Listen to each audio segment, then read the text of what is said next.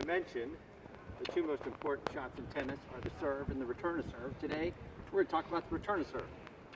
Now, before we even get into how to hit the return, I want to talk to you about your position. Now, let's say first thing it depends on is if it's a first serve or second serve. Let's just assume that it's a first serve. Most people come up to the line and they take their position where they want to hit the ball from. There's a mistake with that. In tennis, we have to defend the service box, which is 13.5 by 21 feet. Now here's where I like to mess with my baseball friends. Baseball player standing at the plate. He's only defending a 17-inch home plate. He's got to let the ball come across the plate and he decides whether he wants to hit or not. In fact, he can foul the ball off time and time again and he's not out. In tennis, you have one chance to return that serve. You don't get to foul it off and keep trying and trying.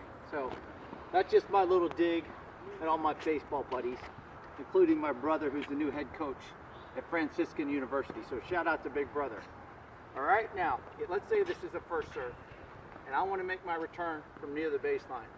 This is what I call the prep step, or just getting yourself movement before the serve. So if I want to make my return from here, I need to step back 2 steps. And when the person tosses the ball to hit their serve, you want to step up and move into the return position. Now notice what happened when I start moving. I've got some momentum. I'm not committing to either side, but when I see that ball, I've got the quickness to push off and go for the serve, okay? Now you'll see on TV all these rituals. Remember Chris Evert? She'd stand, she goes side to side. In fact, a lot of baseliners just rock side to side. And this is them just getting ready to start moving to go return the serve. Remember Stefan Edberg? He had that little run, and then he'd come up and return. John McEnroe had this little rocking thing. In fact, I went through a phase where I had this little ritual. I'd come up, I'd tap the court twice. I don't know why I did it. It was just a little phase I went through. Anyways, I was in my 30s playing the tournament against some local hotshot, some kid who was like 5th in the state. Anyway, I was up in the first set. I won the first set, and I went like this. Apparently, it was loud enough to where he could hear it. He comes up to the net and he got all mad at me, and he said I need to stop that because I was distracting him. So I kept it up because I knew it bothered him. I was already up a set. I think I broke his serve, and that was the end of the match. But anyway, I wasn't trying to get him too mad. I just had that little thing going on. The other thing is very important on your return to serve. You got to change your position. That server's got control of the point because he's got the ball in his hands.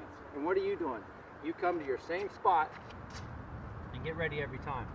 What would happen if he looks up and you're in a different spot? He tosses the serve, you can always go back to the spot that you want to be in. When he sees something different, he thinks differently. And sometimes that's all it takes, is to mess with the server, change your position. We don't do that enough in tennis. You see all these different changes in different sports. But in tennis, we get locked into standing in the same spot. So, okay, remember these 2 things.